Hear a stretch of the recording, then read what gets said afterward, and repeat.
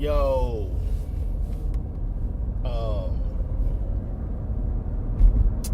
got a quick one this morning. Couple things I want to talk about. As you can see, I'm solo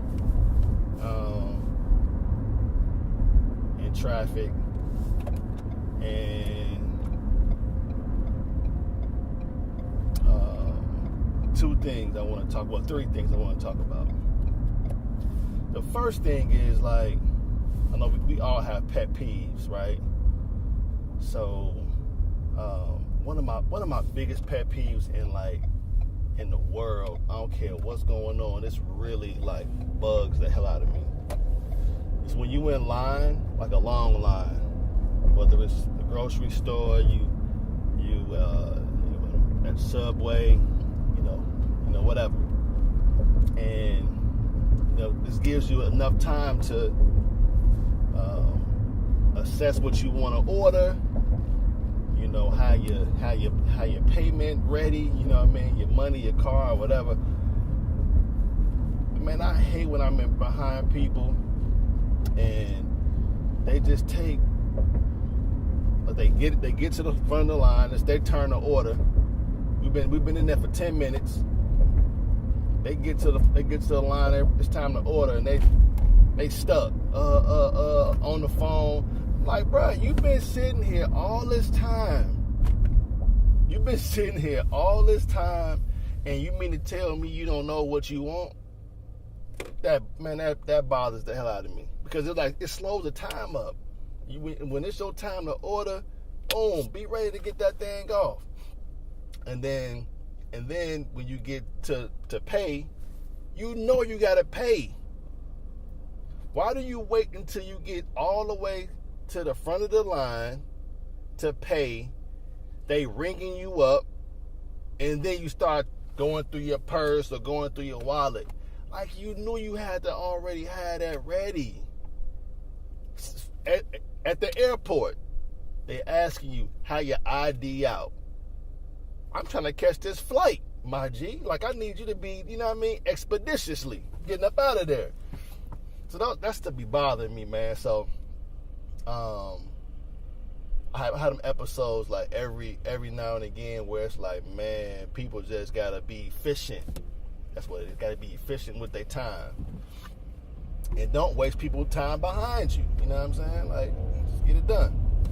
That's one. The second thing I want to talk about. So I don't know if y'all follow this dude on YouTube, but it's this dude named Corporate out of Chicago. And man, when I say he got the funniest skits in the world, like, somebody should sign this dude up. Cause not only do he have, like, he got the people acting out the skits, he got the ill voiceovers on the skits. Like, this dude is one of the funniest dudes I've ever seen, on social media, man. But his name is Corporate, man. He's from Chicago. He do a lot of, like, videos. If you're not from the Chi, you probably wouldn't understand the slang, but the way he put them stories together, man.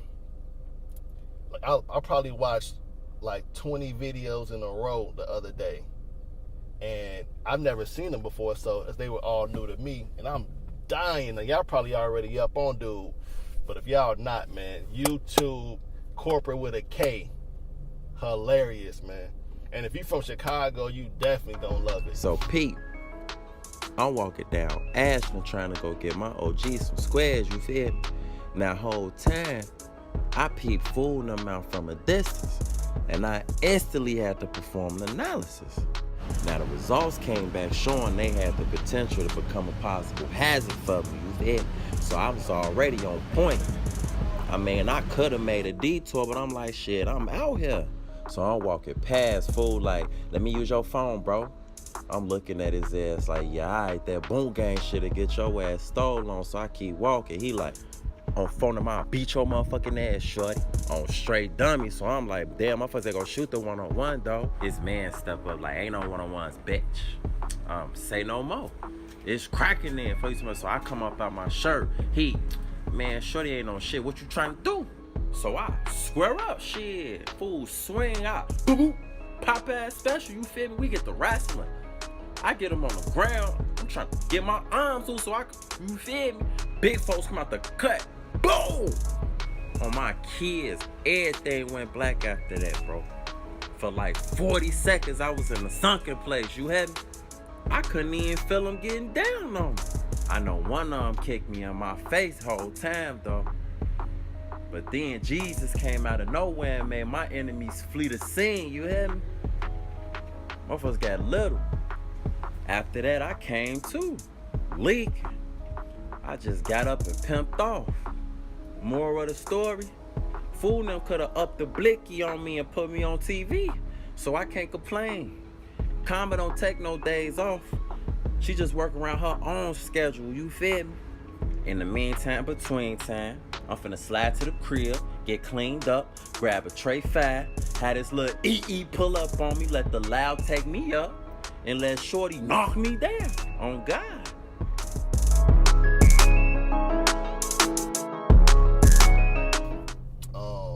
So then, that's that little plug for my man Corporate.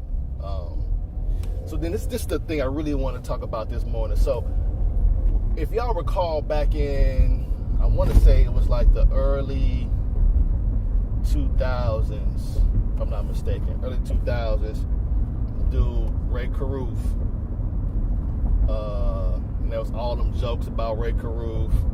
I think it was like D.L. Hughley or what's my man name? Sid the Entertainer. They was talking about how he was the dumbest dude to ever play hide and go seek because he got hid in his car. Well, I know y'all couldn't even believe that shit. Y'all had to be back in Charlotte going, I know good and well this motherfucker ain't in this trunk.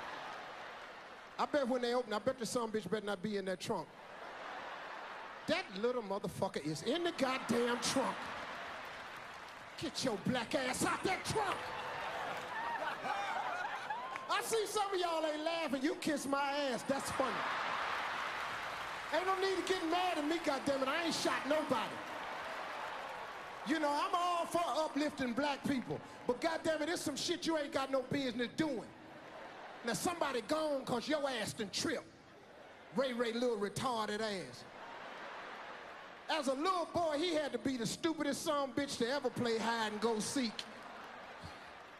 This motherfucker just gonna stand on the other side of the tree.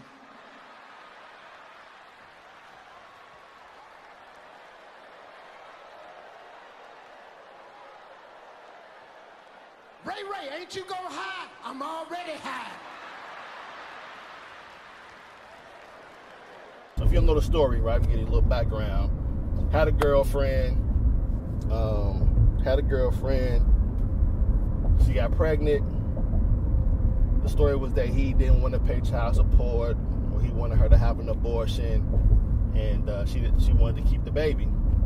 And at this time, he was playing for, I want to say it was the Panthers, Carolina Panthers, I believe. And this dude decides to hire 2 hitmen, or 1 hitman and a driver, right? So he hired 2 dudes to kill her, and they did. Dude killed her. She was pregnant. She was pregnant with their kid at the time, and obviously, she died, and he ended up getting caught. The police found him in like the trunk of his car, and so I just never understood, like, bruh. I mean, you know, we all make mistakes, man, and we all do things. I'm sure you're apologetic and sorry for, but man, it's like no reason. And at that time, you know, I was having my first kid, or around that time. And so it's like, man, I just don't understand the mind of people who would kill somebody that they don't want to be with, or, you know, whatever the case may be. Just don't be with the person, you know what I'm saying? Like, you end up ruining a lot of lives that way. I mean, you ruin her life, took her life rather, ruined your life, to a certain degree. He ended up doing 17 years in prison. He just got out like this month. In 17 years, the shooter did 40, or is doing 40 years, ruined his life. The driver ended up doing like 10 or 11 years, ruined his life. Then on top of that, you're talking about they all have families, you know what I'm saying? So that one situation caused a lot of grief. And I did not know this, but the unborn child actually survived. And obviously it was, he suffers from cerebral palsy, and he just turned 18. So I thought when the mom, was murdered that the kid died too. I had no idea that the kid actually lived. And he just turned 18 here recently. The crazy part about it is like his son looked just like damn near identical. They look so much alike, it's crazy. But the grandmother, the son's mom, has taken care of the kid all this time. And so Ray, like I said, just getting out of prison, he wants custody of his son. And the grandmother is like hell no, like she's not with that. What do y'all think? Do you think that obviously he spent 17 years in prison, so he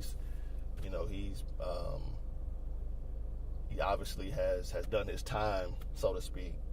But do you think that it's fair for him to even ask for custody or even want to be around the kid? It's kind of like, you tried to kill me, obviously, 18 years ago when I was in my mom's stomach, and now you want to be in my life. Like, do you guys think that that's doable or okay or cool, or do you feel like, he should just remain out of the kid's life, since he probably hasn't had any connection with the kid since he's been in prison? So I thought it was a crazy story, man. It was like, I kind of forgot about what happened, years ago.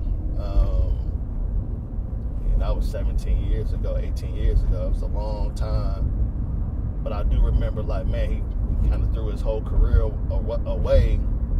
And I think at the time, like, that was his girlfriend. So it wasn't like it was a random chick. And even if it was a random chick, I'm not saying you should hire a hitman, you know what I mean? But that was like his girl. And I don't know. What y'all think? Should he remain out the kid's life, kind of stay doing what he's been doing, or do you think he deserves an opportunity to be in his son's life? I would imagine, I don't know if this to be true or not, that he don't have any other children. So it's a tough one, 'cause I'm sure he probably sat for 17 years thinking about that day, that moment. And here's the thing too, I'll be thinking about, like, when you're getting ready to do some dumb shit, and obviously he told somebody, well, he probably paid those dudes a bag, but he had to have told somebody, like, yo, I'm thinking about, like, doing her some damage, taking her out. Like, where your friend is gonna be like, man, like, nah, bro, let's not do that. You got, you played in the NFL, you at the peak of your career. Like, let's not risk it all off of something that is a beautiful situation. You know what I'm saying? So, I guess the moral of the story is, man, if you know your friends are doing, even thinking about doing the wrong things, like, probably should check them. You know what I'm saying? You probably should let them know, like, nah, let's not do that. Because we all know, like, one decision can really just shape and change your life, into something completely different. There's a movie called The Butterfly Effect with young Ashton Kutcher from what was that show he did on MTV when he would Punk. I'm from Punk, Ashton Chris from Punk. And the movie is pretty much like everything that happens in your life happens for a reason. And if you try to change one element, you try to change one thing about your journey, it changes everything. It changes everything. And I think about my life when it comes to that, like, so being from the Chi and then going to college in Ohio, like, and then Regina and I had Trey while we were in school. And so while we're in school, our last year of college, we decided to go to Philly for a study away program. Like, had I not gone to Philly, I would have never, like, worked for AND1. And that kind of changed the course of my life. Like, just that opportunity, working on the mixtape tour and being there and people that I've met and places that I've been. And then now, what I'm doing now currently. So it's like, if I change anything, if Trey wasn't born or wasn't conceived, I had no reason to go to Philadelphia. Like, no reason whatsoever. You know what I'm saying? So who knows what life would have been like for me had Trey not been conceived. So, I'm sure he Ray Caruth that is, sits back all the time and he's thinking like, man, like if that day, if something had changed, his way of thinking, or if he thought twice about it, or, decided not to do that, his whole life would have been different. So I'm sure you guys can relate to that as well. Things that, you look back on your journey, like if something didn't take place, something didn't happen, you wouldn't be where you are today. Or if you would have made a different decision, something else would have transpired. And that's kind of what that movie is all about. Again, the butterfly effect. You change one thing in your life, man, you alter everything. So, again, man, those are my pet peeves. Do not be in front of me in line, confused about what you want to order when you've been in line for 15 minutes. Please don't be in front of me in the line when it's time to make a payment and you are fishing for your solution of payment. Please don't be in front of me in line at the airport trying to ruffle through your bag to get your ID. Like, let's just be efficient with our time, man. And check out my dude, Corporate. Man, that dude is so funny, man. I promise you. Y'all watch that dude YouTube videos, especially if you're from Chicago. You will binge watch, and that dude got so many episodes. You will watch the mugs over and over again. Dude's so funny. And the last thing is Ray Caruth. Like, what do y'all think? What do you think about that situation as far as him wanting to kind of, I guess, restore or build a relationship with his son? And so on that note, I'm Audi 5000. I'm in traffic. Holla at me.